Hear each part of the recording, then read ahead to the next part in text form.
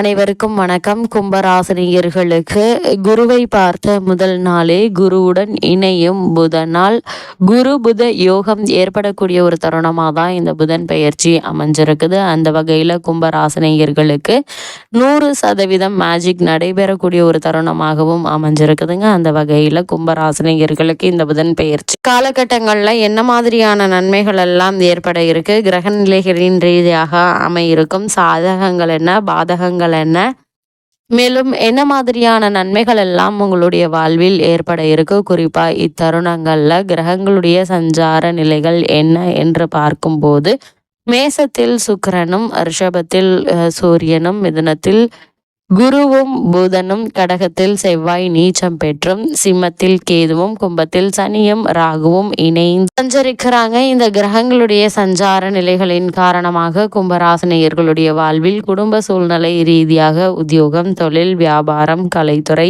அரசியல் துறை, மாணவ மாணவிகள், விவசாயத்துறையினர், பெண்மணிகள் என அனைவருக்குமே என்ன மாதிரியான நன்மைகள் எல்லாம் ஏற்பட இருக்கு என்பது குறித்தான முழுமையான பதிவு தான் இந்த வீடியோவில் நம்ம விரிவாக பார்க்க போகிறோம். அதற்கு முன்னாடி புதன் பகவானை பற்றி சற்று விரிவாக தெரிந்து கொள்வோம். புதன் பகவானை பொறுத்த வரைக்கும் சந்திரனுக்கும் தாராதேவிக்கும் பிறந்தவர் தான் புதன், குருவினுடைய மனைவியுடன். இக்குழந்தை வளர விரும்பாத குரு சந்திரனிடம் அக்குழந்தையை ஒப்படைத்தார். சந்திரனும் அக்குழந்தையை தன் 27 மனைவிகளிடம் ஒப்படைக்க அவர்களில் ரோகிணி மற்றும் கார்த்திகை மட்டுமே அதிக அன்புடன் வளர்க்க மற்ற மனைவிகளாலும் தட்ச பிரஜாபதியாலும் சந்திரன் அடைந்த சாபங்களும் சிவபெருமானால் சந்திரன் மோட்சமும் அடைந்தார். ரோகிணி, கார்த்திகை இருவரும் புதனை அன்புடன் வளர்க்க ரோகிணியிடம் மட்டும் புதன் அதிக அன்பு கொண்டார். காலங்கள் கடந்தோடின. குழந்தையாக இருந்த புதன் வளர்ந்து வாலிபர் ஆனார். வாலிப பருவத்தை அடைந்த புதன் தன் பிறப்பை பற்றி அறிந்ததும் தந்தையை வெறுத்தார். தந்தையினால் இதுவரை அனுபவித்த ஆதரவை வெறுத்து இருப்பிடத்தை விட்டு வெளியேறி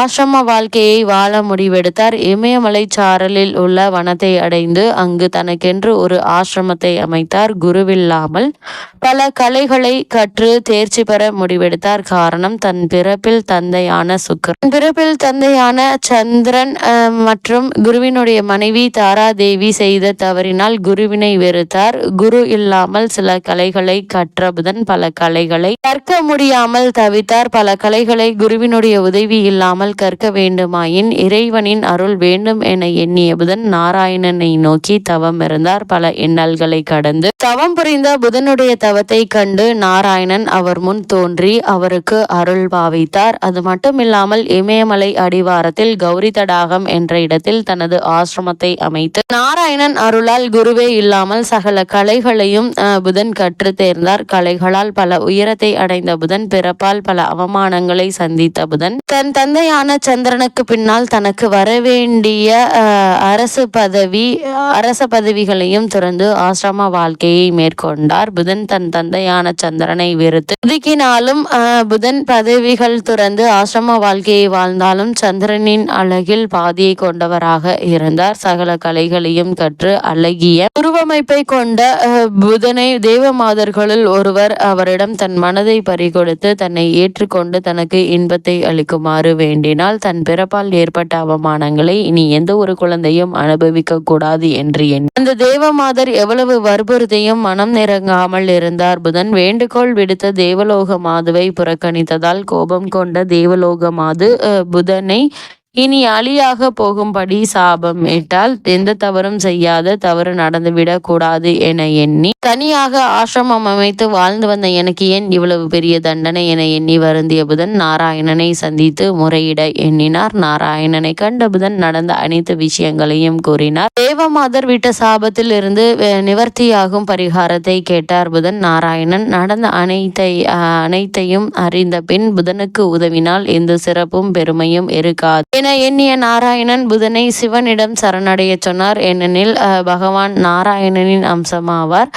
புதன் நாராயணனின் அம்சமாவார். தன் அம்சத்திற்கு தானே உதவுவது சிறப்பல்ல என எண்ணினார். நாராயணன் கூறிய அறிவுரைப்படி புதன் சிவபெருமானை காண விரைந்தார். சிவபெருமானை கண்டதும் வணங்கி தனக்கு ஏற்பட்ட நிலையினை கூறி தனக்கு விமோச்சனம் அளிக்குமாறு பணிவுடன் கேட்டார். சிவபெருமான் புதன் விஷ்ணுவினுடைய அம்சம் என்பதையும் புதனின் பிறப்பின் அவசியத்தையும் உணர்ந்து அவருக்கு சாப விமோச்சனம் வழங்கினார். இவ்வளவு மேன்மைகள் கொண்ட புதன் பகவானை பொறுத்தவரைக்கும் அவர் ஒரு ஒரு வித்தைக்காரகன், வித்யாக்காரகன், மாதுளக்காரகன் என்று அழைப்பார்கள். அது மட்டுமில்லாமல் பொன் கிடைத்தாலும் புதன் கிடைக்காது என்று சொல்வார்கள். இந்த இடத்தில் பொன் என்பது செல்வத்திற்கான அதிபதி, குருவை குறிக்கும். ஜாதகத்தில் குருவினுடைய பலம் இருப்பதை விட புதன் பலமாக இருக்க வேண்டும் என்பதையே சூட்சமமாக குறிப்பிட்டுள்ளனர். கல்வி, கலை, வித்தைகளுக்கு அதிபதி புதன் கிரகம். எந்த ஒரு விஷயத்தை கண்ணால் பார்த்தவுடன் கையால் செய்வதற்கு புதனுடைய அனுகிரகம் வேண்டும். கற்றவர்களுக்கு சென்ற இடமெல்லாம் சிறப்பு. நன்கு படித்தவர்கள் கை நிறைய சம்பளம் வாங்குவது கண்கூடாக பார்க்கிறோம். நம் வாழ்க்கைக்கு அடிப்படையான கல்வி செல்வத்தை வழங்குபவர் புதன் பகவான். இவ்வளவு மேன்மைகள் கொண்ட புதன் பகவானை பொறுத்தவரைக்கும் விசித்திரமான கிரகம். செவ்வாயை போலவே புதனும் இரு அதிபத்திய கிரகமாகும். ஜோதிட ஆச்சரியமாக மிதுனத்தில் ஆட்சி பெறும் புதன் ஆட்சி வீடான கன்னியில் உச்சம் பெறுகிறார். மீனத்தில் நீச்சமடைகிறார். அறிவு, ஞானம் இரண்டிற்கும் இவரே அதிபதியாகி படிப்பறிவு, பட்டறிவு இரண்டையும் மனிதனுக்கு உணர்த்துகிறார். விஞ்ஞானம், மெஞ்ஞானம் இரண்டிற்கும் காரணமாகிறார். இவ்வளவு மேன்மைகள் கொண்ட புதன் பகவானை நாம் எவ்வாறு வணங்க வேண்டும் என்று பார்க்கும்போது,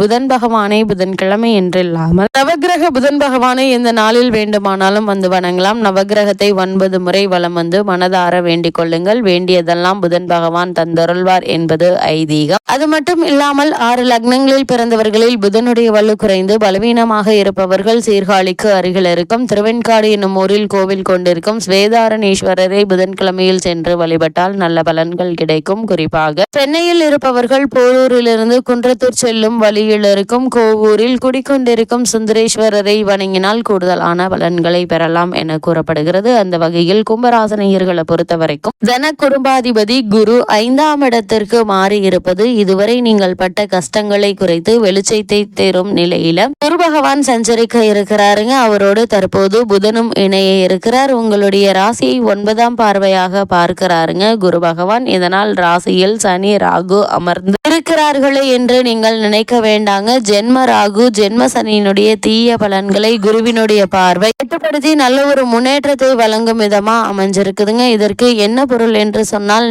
நீங்கள் அவசரப்படாமல் நல்லவர்களுடைய ஆலோசனையோடு செயல்பட்டால் தீமை நெருங்காது. குரு என்பது நல்லவர்களுடைய ஆலோசனை என்று எடுத்துக்கொள்ள வேண்டுங்க. அதாவது இந்த காலகட்டத்தை பொறுத்த வரைக்கும் என்ன மாதிரியான முயற்சியாக இருந்தாலும், தொழில் மற்றும் வியாபாரமோ அல்லது உத்தியோகமோ, கல்வி எதுவாக இருந்தாலும், நீங்கள் என்ன மாதிரியான முயற்சிகளை மேற்கொண்டாலும் உங்களுடைய முன்னோர்கள், அதாவது உங்கள் வீட்டில் பெரியவர்கள் அல்லது அனுபவஸ்தர்களிடம் ஆலோசனை பெற்று அதற்கான முயற்சிகளை நீங்கள் மேற்கொள்ளும் போது நல்ல ஒரு முன்னேற்றம் ஏற்படும் என்பதை கிரகநிலைகள் தெல்ல தெளிவாகவும் உறுதியாகவும் எடுத்துக்காட்டுது. குறிப்பு கும்பராசினியர்கள் திருமண சம்பந்தமான முயற்சிகளை மேற்கொள்பவர்களாக இருந்தீங்க அப்படின்னா நல்ல ஒரு வரன் அமையுங்க. இருந்தாலும் கூட வரனை பற்றி தீர விசாரித்து ஆராய்ந்து அதற்கு பிறகு வரனை நிச்சயிப்பது உங்களுடைய எதிர்கால வாழ்க்கைக்கு மிக மிக நல்லதுங்க. ஜென்மத்தில் சனி, ராகு இருப்பதால் உங்களுடைய எண்ணங்களை நீங்களே கட்டுப்படுத்தி கொள்ள வேண்டுங்க. 4 சூரியன் இருப்பதால் யாருடனும் பகை வேண்டாங்க. 4 புதன் அமர்ந்திருப்பதால் சுக குறைவு ஏற்படுவதற்கான வாய்ப்புகள் அதிகம் இருக்கு. குறிப்பாக நரம்பு தளர்ச்சி, திடீர் மயக்கம், சோர்வு ஏற்படலாம். பங்குதாரர்கள் சிக்கலை தரலாங்க. சிலருக்கு இடமாற்றங்கள் ஏற்படுவதற்கான வாய்ப்புகள் இருக்கு. இந்த இடமாற்றங்கள் நல்ல ஒரு முன்னேற்றத்தை உங்களுக்கு ஏற்படுத்த இருக்குதுங்க. இதனால இந்த காலகட்டங்களில் உங்களுக்கு கிடைக்கக்கூடிய சந்தர்ப்ப சாதகங்களையும் வாய்ப்புகளையும் பயன்படுத்தி கொள்ளுங்க.